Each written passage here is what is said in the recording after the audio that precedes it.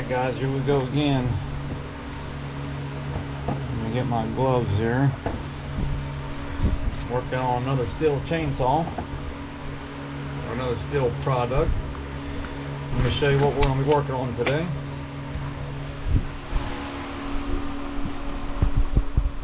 So this is an 029 Super, okay, is what they called it. You know, this is probably your mid-grade saw with 20-inch bore. And the issue with this one is it does not run whatsoever. It won't even pop off. It won't even attempt to start. And I have my suspicions of what's wrong with it. So just pulling this does not feel very good.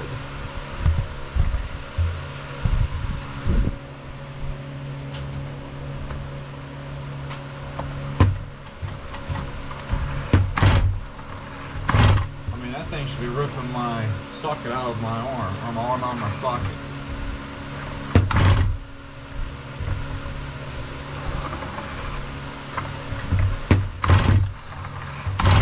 That should be ripping my arm out of my socket with the amount of compression I should have.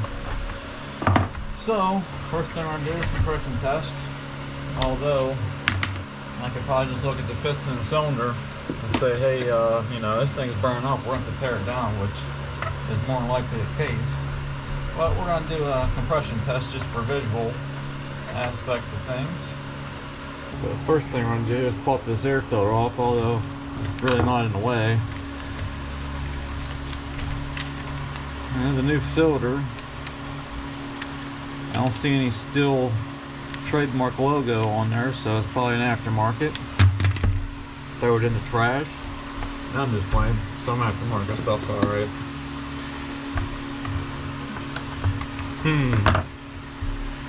Well, that was loose. Maybe I had that loose already. I don't know. Who the hell knows?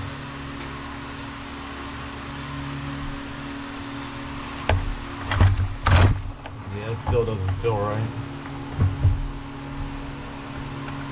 New plug. Well, I didn't fix it. Install a new spark plug. That'll make it all better. Alright, so I'm using my Craftsman compression tester here. This is what it looks like. Got your different hoses, and then of course I bought some separate adapters for like your 10 mil chainsaws and things like that. Good to have. Alright, so we got the hose on, and this is just a quick coupling. Put down on.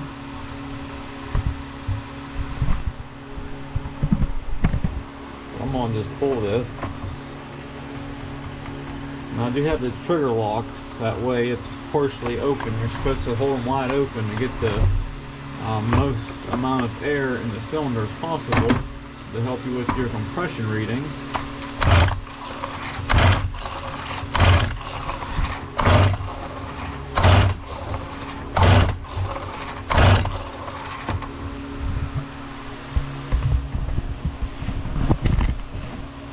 Alright, so I actually have 100 pounds of compression. That's more than I thought, the way that was filling. Now, some people tell you that's good. Now, let me tell you, on Stihl chainsaws, Stihl in the service manual won't even give you the compression readout, because that's not how they want you to approach it, okay? They want you to check for air leaks, and they want you to visually inspect the piston and cylinder through the exhaust port and through the carburetor intake track.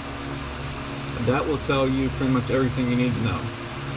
Someone will tell you, oh, it's got 100 pounds of compression, it's good, let's just slap a carb on it. Well, let me tell you, you're going to do that and you're still going to be stuck at square one.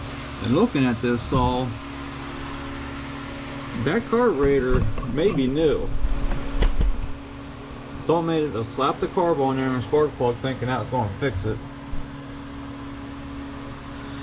but it looks pretty clean compared to everything else. And I'll have to take a real close look at it. Could be some type of aftermarket jobby. So alright guys, let's take the exhaust port off so I can show you what's really going on. Alright, so now we're going to start turning into this thing a little farther. So off just gets in the way. You got 2 3/4 nuts here, or 19 mil, whatever you got laying around will work. Okay, put them off to the side. Yeah, you see this, guys, you know, this thing was ran hard and put away wet, and that's the problem. No one ever takes care of these chainsaws, which I understand. You're out cutting, you're sweating, you just want to be done with it, you just chuck it in the shed and roll, move on with your day. But this here cause you a problem.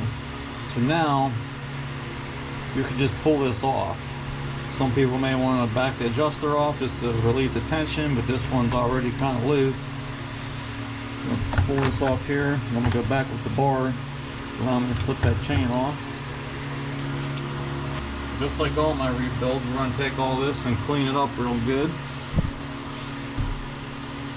Clean hands, gotta keep clean hands. Yeah, I mean, this saw here is a pretty good saw. It probably costs you $500 to $600 to replace it nowadays. Alright, so we're going to take the exhaust off like I was talking. We're going to take the exhaust off. So these are 5/16 or an 8mm. Same thing. Either one will work. That's good sound.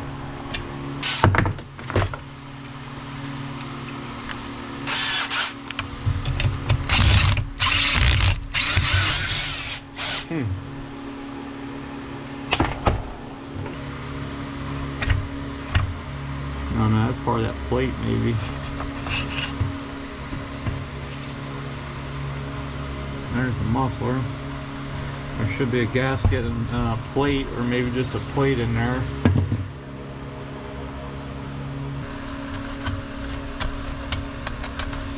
Okay, take that out. Bane's wear and tear the saw down, because I pretty much already know what the hell's wrong with it. I'm gonna take these out. So these just have a square head. They're just sitting there, and then the muffler holds them tight up against the cylinder. Flip that one out, that one, and they appear to be the same length. I may not be able to get this one out. Let's see here.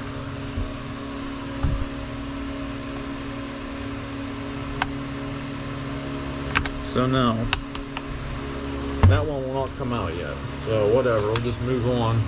Suspecting, under the suspicion, the way it was filling on a pull start.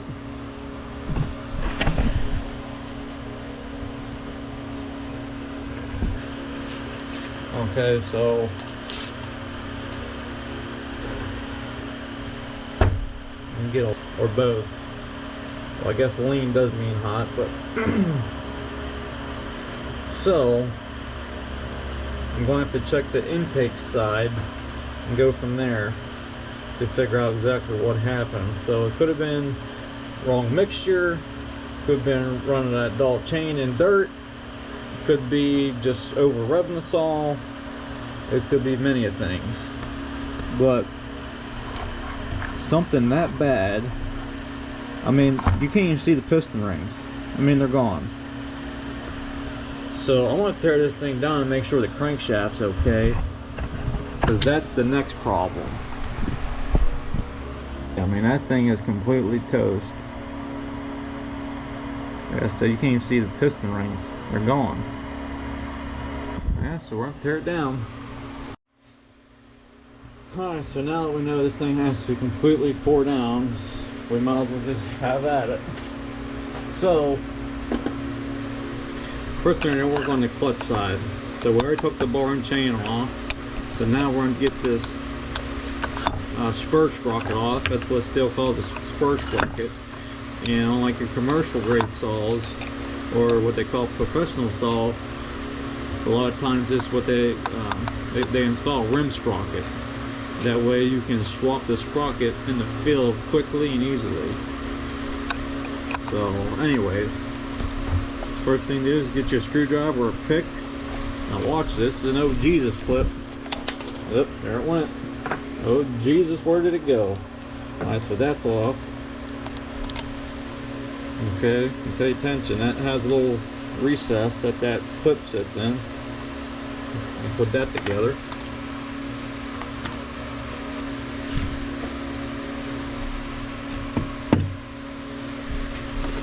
Alright, so now you're going to have a sprocket and a bearing in here. And honestly, I'm surprised this bearing is in one piece. Lefty, tighty, righty, loosey. I had to think about that one a minute. Which means we're going to go clockwise to loosen it, not tighten it. It's a get you an impact ring. Also, put your spark plug back in. This will, what compression is left will help it come off a little easier. Now, the manual wants you to put a piston block off tool and then do it by hand. And you can do it that way if you want to get the tool. Or people will use like a piece of a pull rope. You know, they'll take an old piece of pull rope, tie a knot, and shove it in the cylinder. I mean, there's many methods to use to get it off, but this here is the quickest and easiest most of the time. This is a 19 or no, it's not a 19, it's a 19. Okay, that's a 19.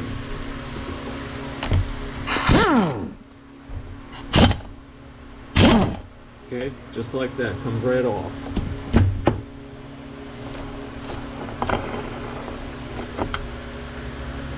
Okay, and the clutch springs seem to be okay. A lot of times they're broke here and here, but that all looks okay.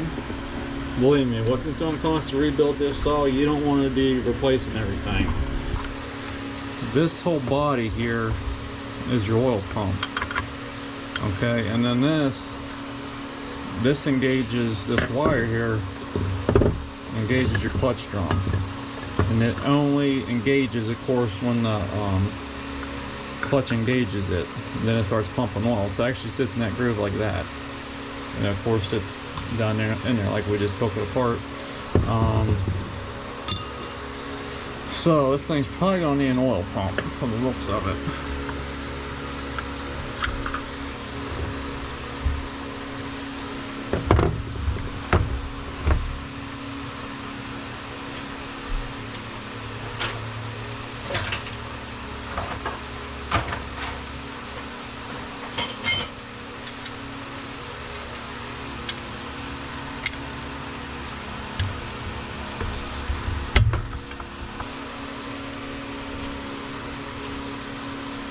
Yeah, so it appears that that is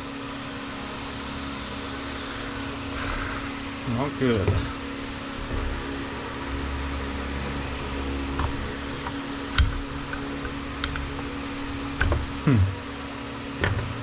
Anyways, let's get that out.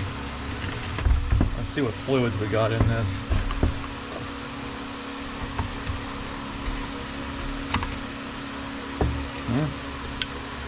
Full gas. We'll dump that out. Okay, no, barely any barn chain oil. Okay, that's good. I can live with that. Suitable for gas. Of course, that looks like piss. That's probably been in there since God knows only when. It don't smell too bad.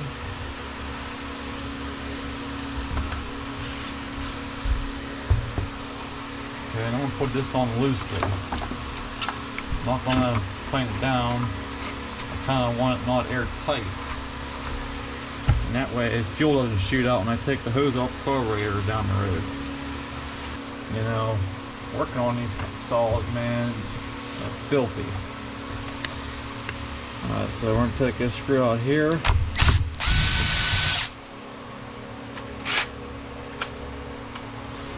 This one here. There's two screws. Yeah, we're gonna have a problem getting this apart, I think, because it's fucking melted. It's melted to the crankshaft, and this has to come off to get the engine out. Well, let's take some more of this off, see what we uncover.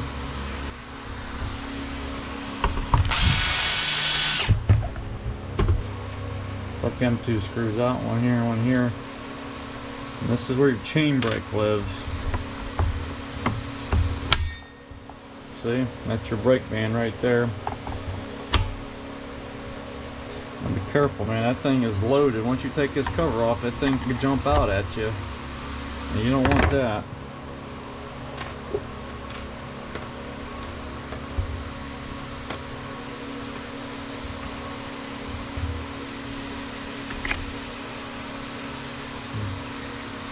So it looks like under there. That's where the spring was, right there. Okay, but it has a brass bushing. This one, the one we was fighting, I had to break off in pieces. So this thing must have sat and allowed that to rust onto the crank, which ain't a big deal. I can knock that off. Yeah, looking here, you know, it may have had some seepage here, but you know, even if it did have an air leak, it's not gonna look. The piston is not going to look that bad from a minor air leak. You know, from the way this is and everything else, he probably ran it too hard. That oil pump may be okay. Just need to replace the worm gear, and that's the worm gear I'm talking about right there. And when this thing's all put together, this actually is a part of it.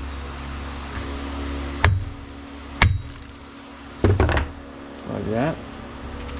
Alright, let's move the other side.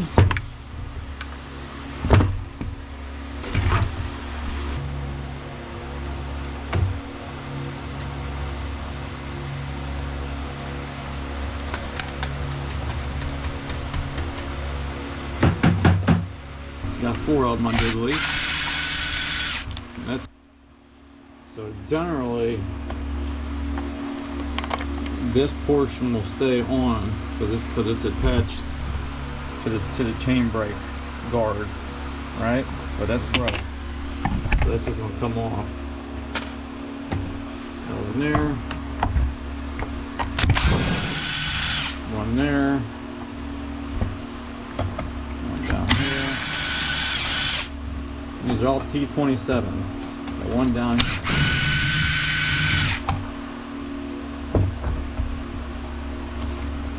Okay, pull that off. We're going to replace the pull rope on that one too because it's ready to break. Alright, so now you need a 13 mil. Use your impact. These are normal threads. This does not have a place to put a puller. So this is going to be the whole hammer trick. You have to be a pretty good shot.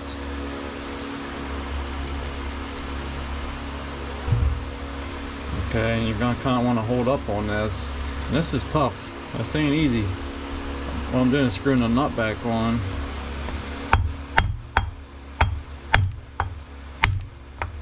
Just like that, getting right off. Believe me, they do not always come off that easy. Okay, pull that right off. Set that to the side. Right. So that's the other side of the engine. Okay, so now we need to take this ground wire off to the coil. That looks to be about the same as the rest of them I took off so far, besides the recoil bolts. Yeah, it's the same.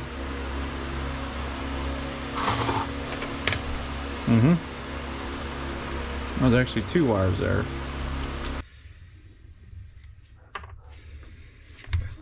So guys, more or less, your flywheel is tapered, okay? And it also has a key right here. Also has a key right here, okay? Pay attention to that, make sure that's not sheared, because that's also your timing on these saws. And of course lines up with this groove right here in the crankshaft.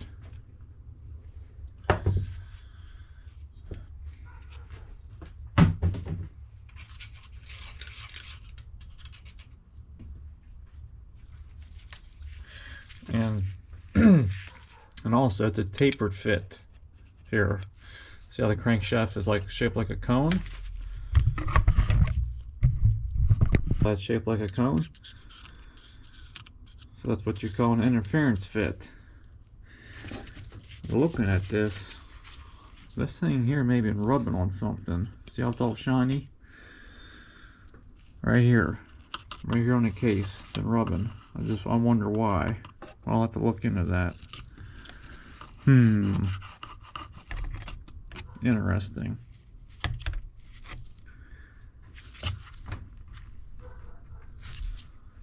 Alright, so now we need to take off the top here. Pop the spark plug out. Get that out of the way.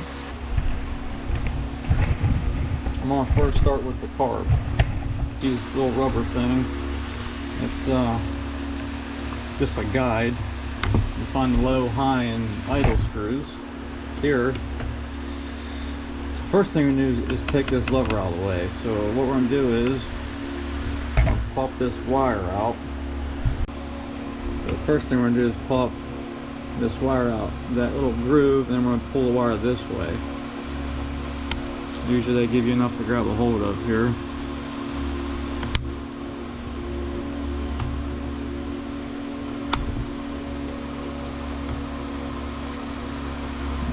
Help it come off.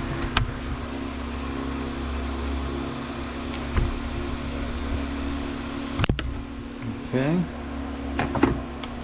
Usually that would come in this way and then pull through like that.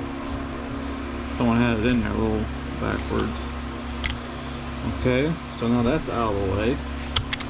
Let's take off your lever to the carburetor. So what you're going to do is you're going to squeeze the trigger, right? You're going to come in here and you're just going to pop this off, just like that. Pretty simple. Okay, and then this, you're just going to rotate just like that and drop it right out of the hole. Once installed, it's just like that. Okay? Now, be careful prying, because this sits into this case. You don't want to break it. And I saw this old, believe me, it could break pretty easily. So you just pop that up just like that. Okay, and then you're gonna pull it this way, out of this side right here. Okay, and there it is, off. Some 8mm or 5/16. I need a deep socket though.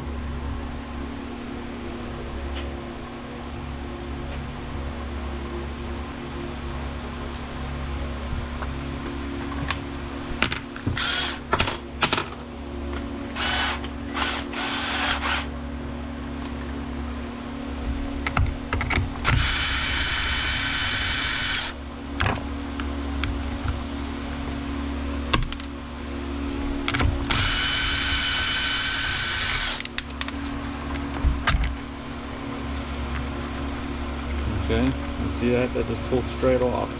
Got a hose here you might have to hold. But remember, loosen your fuel cap. Okay, because if that thing's tight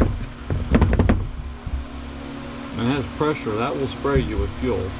This hose right here will spray you. That's why you want to drain the fuel and make sure there's no pressure in the tank. Yeah, and this hose ain't no good anyways. I'm gonna have to replace that. A lot of the rubber stuff's gonna need to be replaced. That's just the way it is. Yeah, see, and unfortunately this is not the original carb. If this was a Stihl carburetor, it would have a mark somewhere. It had like a Stihl logo here. The this is some aftermarket stuff. Now, sometimes it works, sometimes it don't.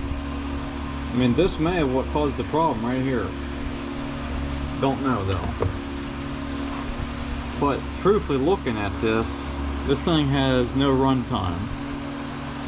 So he probably took it somewhere. They just slapped the carb on it like they always do. Yeah, because it's too clean. This is too clean on the Venturi there.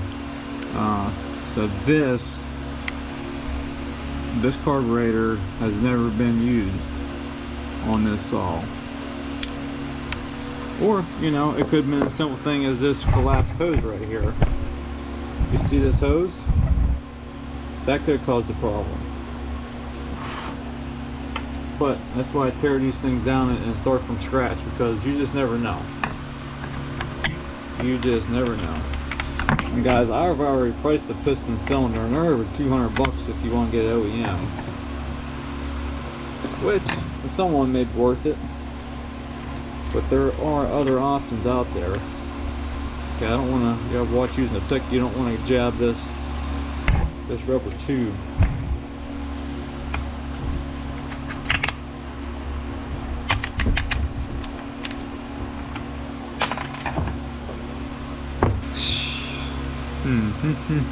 Okay, so that's out.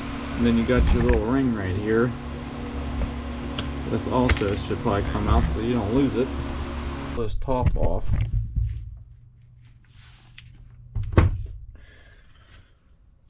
What I mean by that is this here. Alright, adjust the camera there. So we're taking this off. Okay, so like we already did, we took the carburetor off, whatnot. So now we're going to take this off, okay? Which means this part here, and pretty much all this. Pop this little cap off. Take a look in here.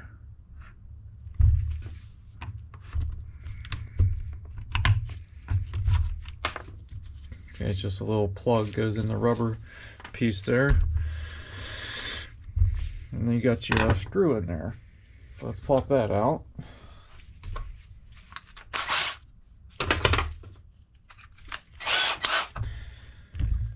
While we're on this side here, you might as well take this out. Oh, guess it helps if I go the right way.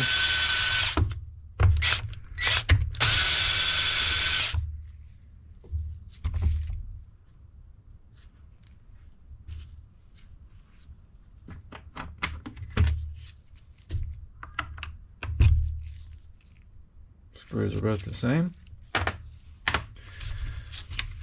Okay, so that's loose somewhat. Okay, so that's off of there.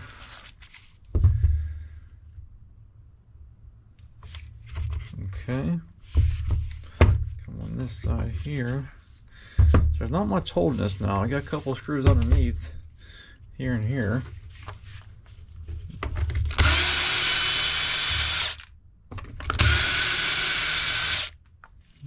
They appear to be the same. Yep.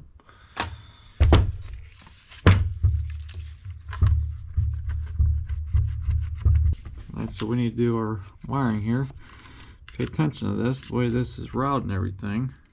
Let me see the best way to do this.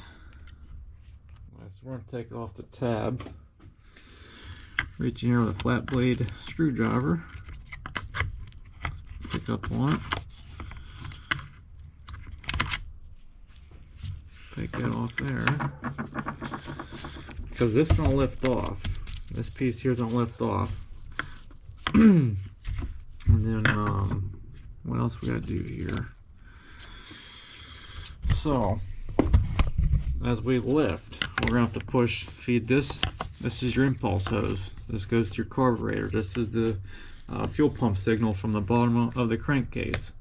So we're gonna have to feed that through your boot, and then your grommet here for your two wires for your ignition stop circuit. It's time to start separating these two. Like I said, we got this to worry about. Be careful, you don't want to put a hole in this boot. Okay, slip that through like that. Okay, then I'll push the grommet through here. I'll push that through. Okay. The only thing else we gotta worry about. I forgot to screw up at the front. We better take care of that real quick. I was hiding underneath this handle. There's another clip pop out of there. Another T27.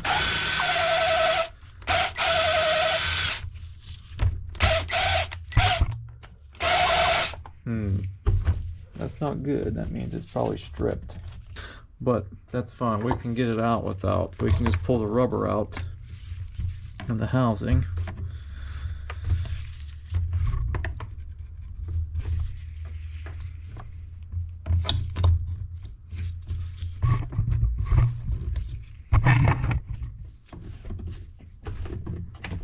Just like that. Slip that out.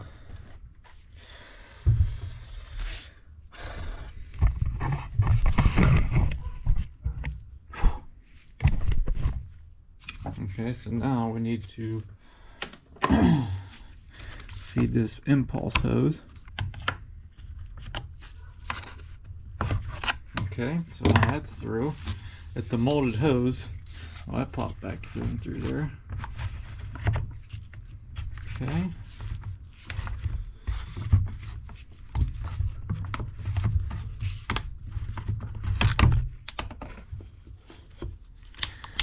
Pull the wires through.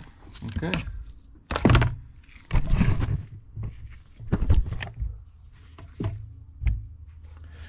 Alright, that's that. There it is. I'll have to clean all this stuff up here. So this is what she looks like.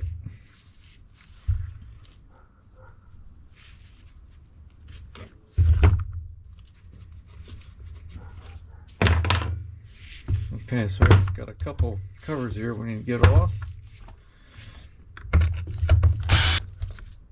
Screw there. Got one here. Slip your wire out of the clip there. Or not the clip, but the holding tab. Okay, and there's that. Again, we need to clean all this stuff up.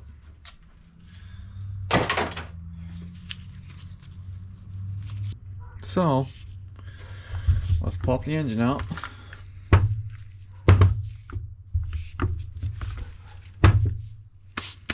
We should have 4 screws underneath. Yep, I'm going to have to finish pulling this off. Get to the screws. Pop this one off here.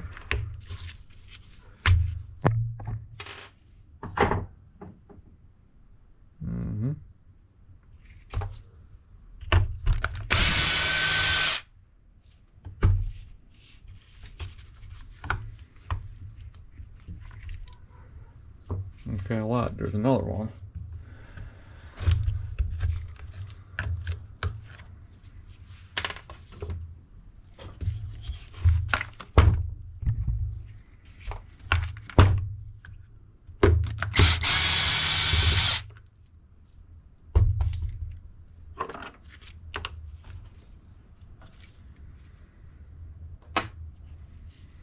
Okay, and there's your handle.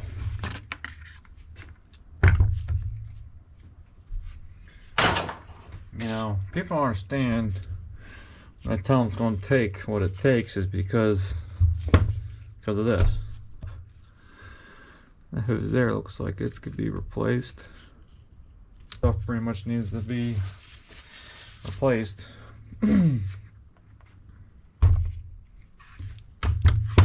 Alright, so now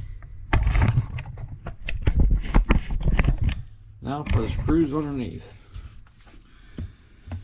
These are probably tight. Yep. Figures. Let's see here. I got just the thing for it. Alright, check that setup out. 1/2 inch, a 3/8, a 1/4 inch, at 27 torques.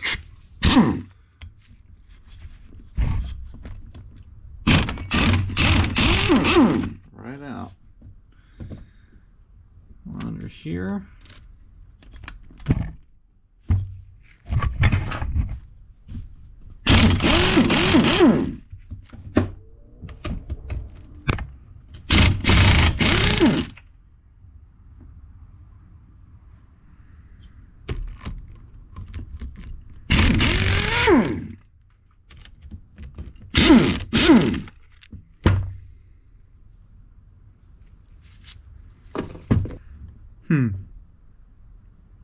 Yeah, it stripped that one right out.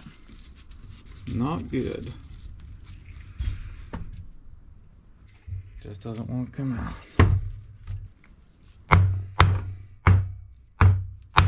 Shit. And that's what you call victory. I just beat the next size up a 30 in there. So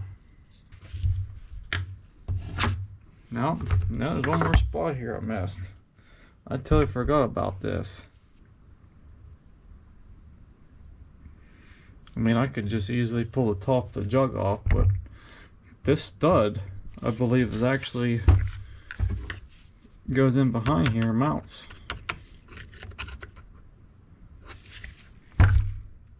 Yep, that's what's going on. Alright, so you're gonna need 2 bar nuts.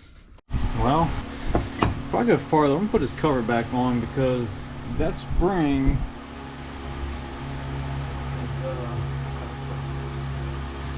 I'm gonna still take this apart and clean it, but I just want to put this on there because that spring, man, if that comes off, that's will ruin your day, let me tell you.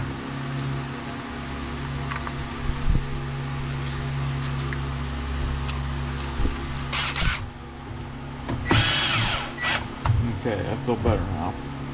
Alright, so let's see, I tighten this down again. A little tighter this time. Don't get too tight, we're stripping stuff. See if we can get this backed out of here. There it comes. See, forgot about that one.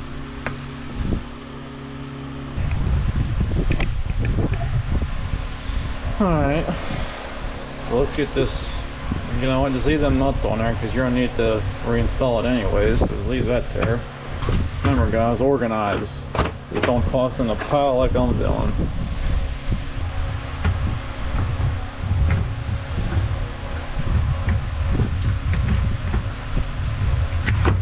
Should. You know that goes.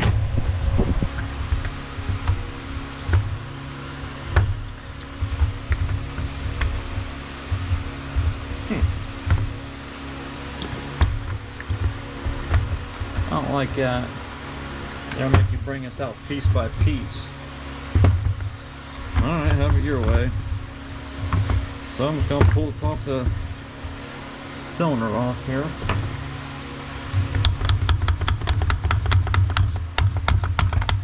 Easier said than done, being it's seized in there. Okay.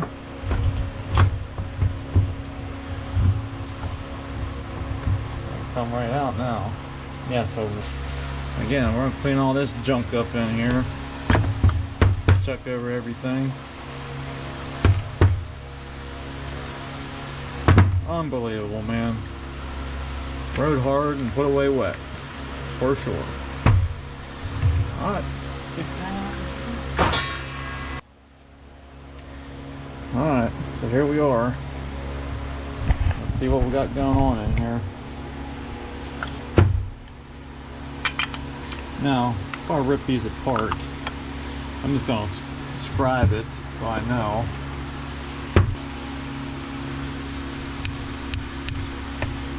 Okay, I'm sure there's markings on the case, but I can't see them. Alright, so there's what the bottom case looks like.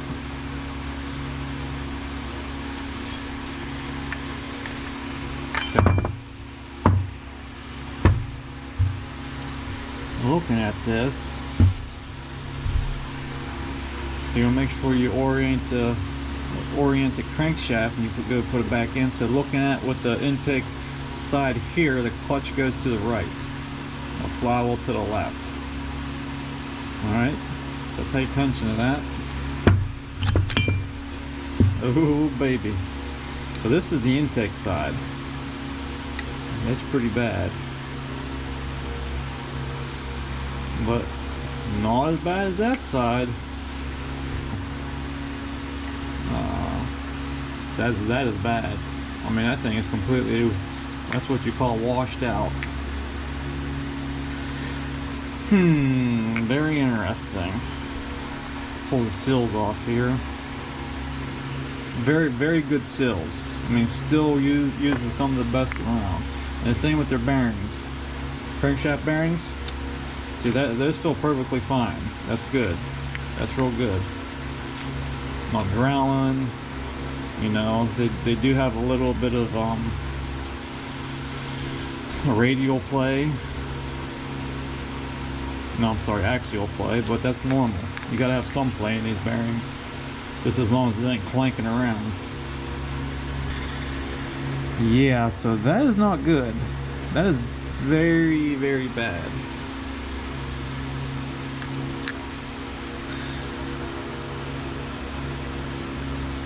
Not good. Yeah, so this thing ran very hot and lean quickly. I mean, to do that takes a lot of heat and friction.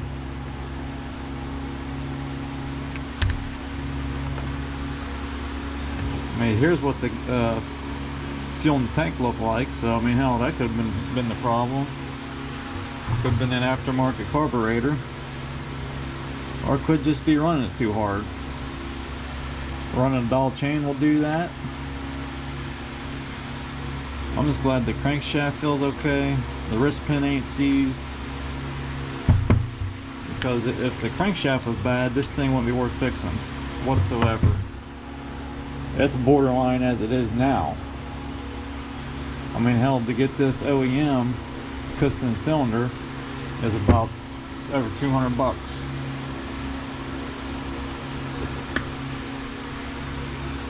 So I want to inspect this boot and make sure there's no cracks or tears.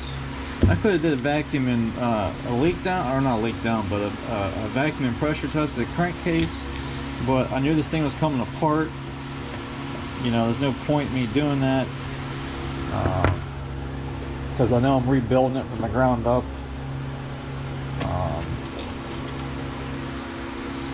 I don't think it was because of an air leak. If it was because of an air leak, the intake side would be just as bad as the exhaust side.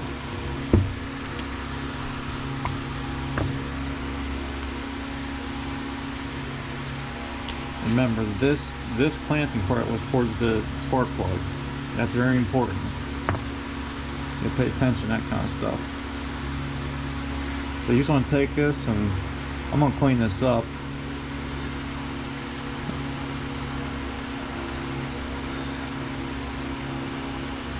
This here looks okay so far. These usually last a few rebuilds before you got to replace them.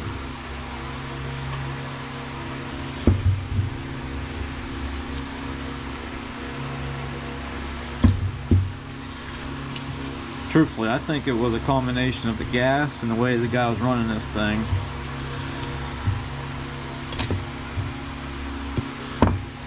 So let's take a peek down in the cylinder. Yeah, that's a shame, because you know, this saw, everything else is clean, man. This thing barely had any runtime on it. Barely any.